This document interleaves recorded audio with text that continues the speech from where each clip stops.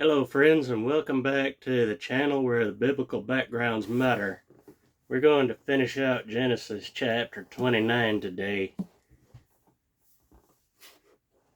Starting out in verse 15 and going all the way to the end of the chapter.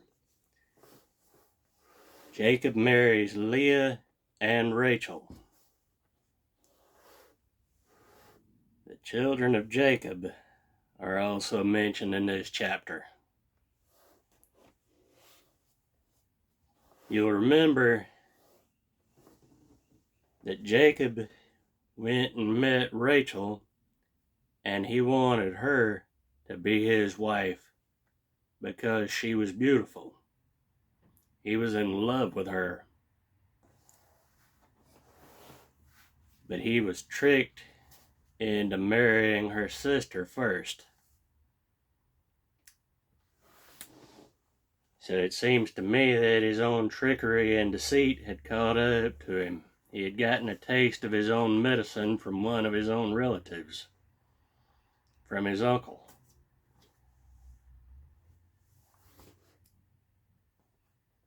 Genesis 29:15. Then Laban said to Jacob, "Because you are my relative, should you therefore serve me for nothing? Tell me what your wages be." Now Laban had 2 daughters. The name of the elder was Leah, and the name of the younger was Rachel.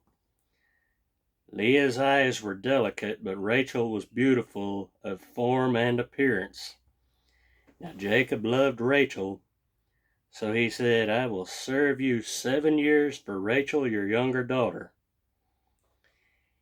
And Laban said, "It is better that I give her to you than that I should give her to another man. Stay with me." So Jacob served 7 years for Rachel, and they seemed only a few days to him because of the love he had for her. Then Jacob said to Laban, "Give me my wife, for my days are fulfilled, that I may go in to her." And Laban gathered together all the men of the place and made a feast. Now it came to pass in the evening that he took Leah his daughter and brought her to Jacob, and he went in to her. And Laban gave his maid Zilpah to his daughter Leah as a maid. So it came to pass in the morning that, behold, it was Leah. And he said to Laban, "What is this you have done to me? Was it not for Rachel that I served you? Why then have you deceived me?" And Laban said, "It must not be done so in our country to give the younger before the firstborn. Fulfill her week, and we will give you this one also for the service which you will serve with me still another 7 years." Then Jacob did so and fulfilled her week. So he gave him his daughter Rachel as a wife also. And Laban gave his maid Bilhah to his daughter Rachel as a maid. Then Jacob also went in to Rachel, and he also loved Rachel more than Leah. And he served with Laban still another 7 years.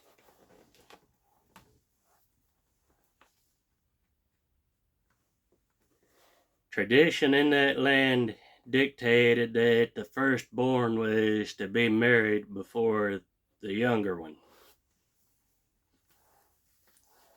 It was the rite of passage in that land to be the first to inherit basically everything that the parents owned.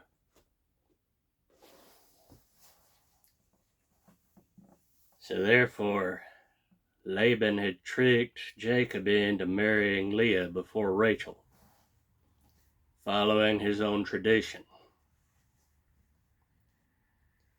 Now we finish out the chapter. When the Lord saw that Leah was unloved, he opened her womb, but Rachel was barren. So Leah conceived and bore a son, and she called his name Reuben. For she said, The Lord has surely looked on my affliction. Now therefore my husband will love me. Then she conceived again and bore a son, and said, Because the Lord has heard that I am unloved, he has therefore given me this son also. And she called his name Simeon. She conceived again and bore a son, and said, Now this time my husband will become attached to me, because I have borne him 3 sons. Therefore his name was called Levi. And she conceived again and bore a son, and said, Now I will praise the Lord. Therefore she called his name Judah. Then she stopped bearing. Let's stop there for a moment. Reuben and Simeon were the first and second born. They were the first 2 tribes of Israel. Levi, on the other hand, who was the third born, was set aside for priesthood. And you'll see that as we go through the rest of the Torah. The 4th son of Jacob was Judah. He was said to be the 3rd tribe of Israel. And then later on in the Old Testament, Israel and Judah would break off basically into 2 different lands and would be at war with one another.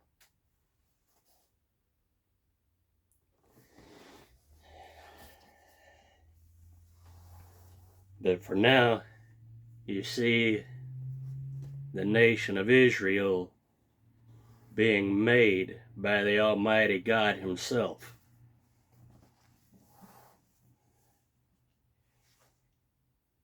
Getting into chapter 30 of Genesis. Now when Rachel saw that she had borne Jacob no children, Rachel envied her sister and said to Jacob, Give me children, or else I die. And Jacob's anger was aroused against Rachel, and he said, Am I in the place of God, who has withheld from you the fruit of the womb? So she said, Here is my maid Bilhah, go in to her, and she will bear a child on my knees, that I also may have children by her. And Jacob went in to her, and Bilhah conceived and bore Jacob a son. Then Rachel said, God has judged my case. He has also heard my voice and given me a son. Therefore she called his name Dan. Dan was the 4th tribe of Israel. And Rachel's maid Bilhah conceived again and bore Jacob a 2nd son. Then Rachel said, With great wrestlings have I wrestled with my sister, and indeed I have prevailed. So she called his name Naphtali.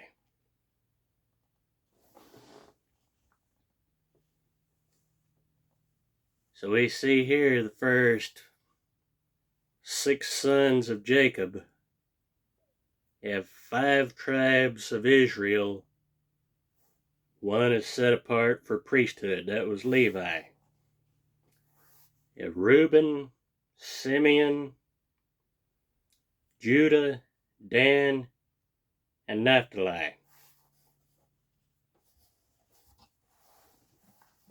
Verse 9, When Leah saw that she had stopped bearing children, she took Zilpah, her maid, and gave her to Jacob as wife.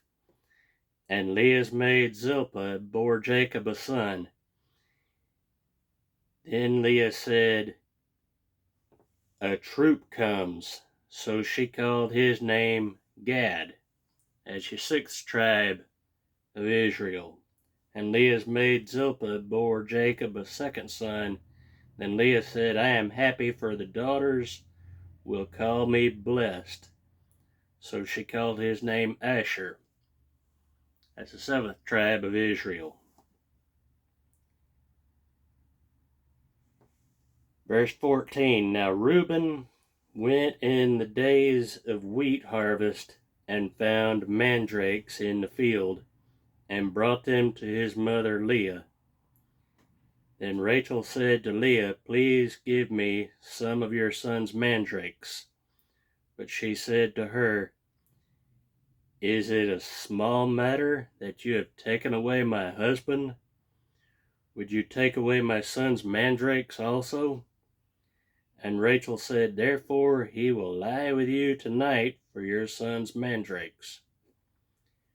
When Jacob came out of the field in the evening, Leah went out to meet him and said, You must come in to me, for I have surely hired you with my son's mandrakes. And he lay with her that night. And God listened to Leah, and she conceived and bore Jacob a fifth son. This is the fifth son of Leah. Leah said, God has given me my wages because I have given my maid to my husband. So she called his name Issachar. That's the eighth tribe of Israel. Then Leah conceived again and bore Jacob a sixth son. And Leah said, God has endowed me with a good endowment. Now my husband will dwell with me, because I have borne him six sons. So she called his name Zebulun. Afterward she bore a daughter, and called her name Dinah.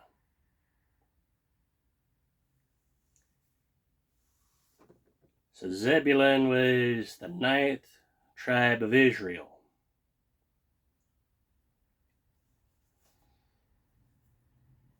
In finishing out the chapter, then God remembered Rachel, and God listened to her and opened her womb, and she conceived and bore a son, and said, God has taken away my reproach. So she called his name Joseph. And the Lord shall add to me another son, she said. So she called his name Joseph, and said, The Lord shall add to me another son.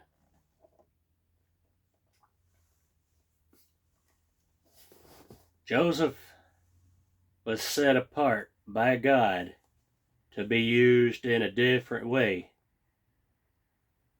not to be one of the 12 tribes of Israel, nor to even be a priest when the law was brought forth from God to Moses. But Joseph was set apart to be a type of the Savior, a type of Christology, a type of Jesus Christ. And you'll figure that out as you get to the end of Genesis, because God used Joseph to interpret the dreams of Pharaoh and to provide food for his family during the famine in Israel. But we finish out Genesis chapter 30 for today. And it came to pass when Rachel had borne Joseph that Jacob said to Laban, Send me away that I may go to my own place and to my country. Give me my wives and my children, for whom I have served you, and let me go. For you know my service which I have done for you. And Laban said to him, Please stay, if I have found favor in your eyes. For I have learned by experience that the Lord has blessed me for your sake. Then he said, Name me your wages, and I will give it. So Jacob said to him, You know how I have served you, and how your livestock has been with me. For what you had before I came was little, and it has increased to a great amount. The Lord has blessed you since my coming. And now when shall I also provide for my own house? God used Jacob first to provide for Laban, to increase his livestock. Now it was time for him to provide for his own house, for his own family, as a husband and a father is called to do. And Jacob said, You shall not give me anything. So he said, What shall I give you? This is verse 31. And Jacob said, You shall not give me anything. If you will do this thing for me, I will again feed and keep your flocks. Let me pass through all your flock today, removing from there all the speckled and spotted sheep, and all the brown ones among the lambs, and the spotted and speckled among the goats, and these shall be my wages. So my righteousness will answer for me in time to come, when the subject of my wages comes before you. Everyone that is not speckled and spotted among the goats, and brown among the lambs, will be considered stolen if it is with me.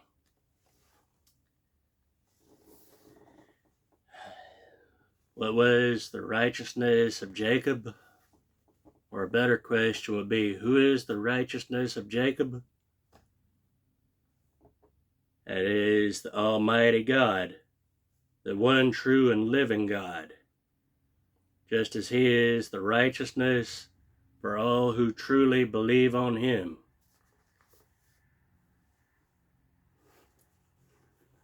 Because we have no righteousness of our own.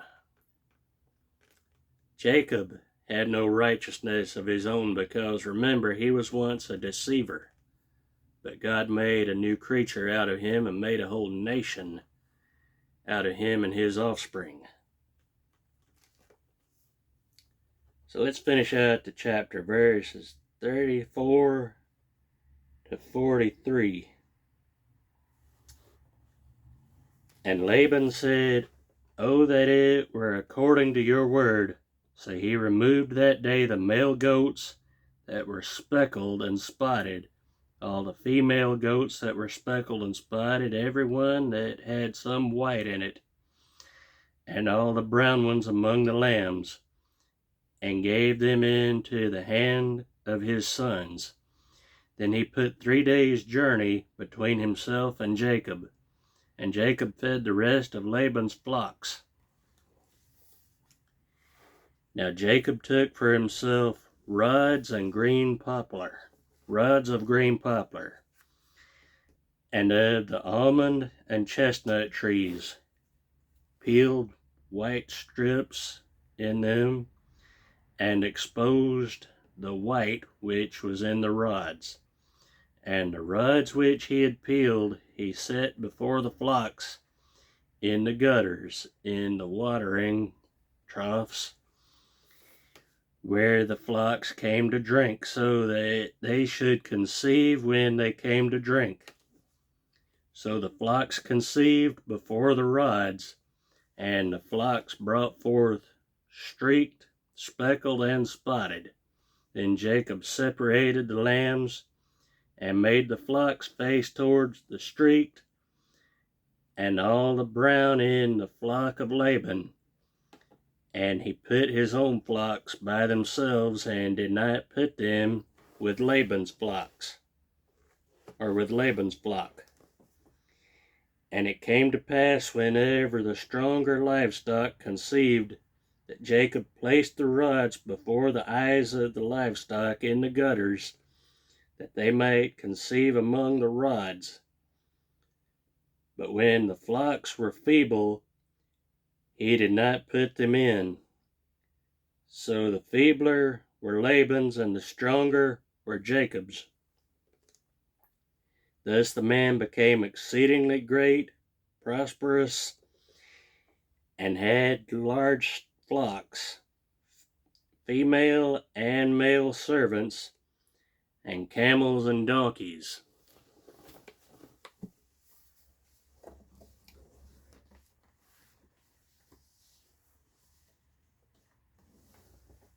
So Jacob separated his own wages and his own livestock from that of Laban's. Remember, the sole purpose or the sole means of earning a living at that time was agriculture, livestock. The wages at that time were livestock. You worked for someone, you got a certain amount of their possessions, a certain amount of their animals, which is what Jacob did for Laban. The rod was used basically as protection for the sheep and control of them. Look in Psalms 23 for a minute.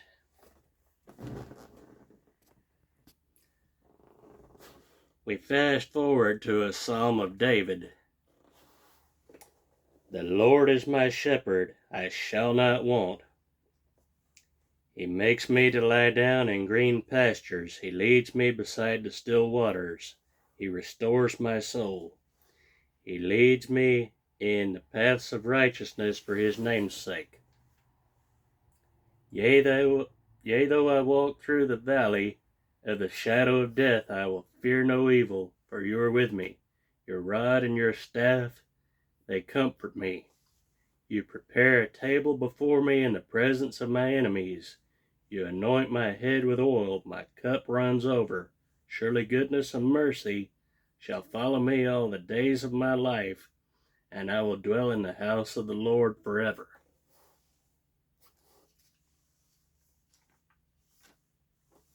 So in the Genesis account, in chapter 30, Jacob is a tender of the sheep. He's a shepherd boy. He protects the flocks of sheep, just as God is shepherd to us. The book of Hebrews puts it this way, that Jesus Christ is the shepherd and bishop of our souls. Amen. He protects us and guards us from all falsehood and all dangers of life, just as a shepherd does the sheep. Psalms 23 says, Thy rod and thy staff comfort me. The rod was used for gathering up the sheep into a place of safety. And that's about all I've got for this lesson.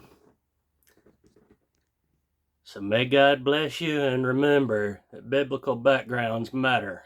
Y'all have a good one.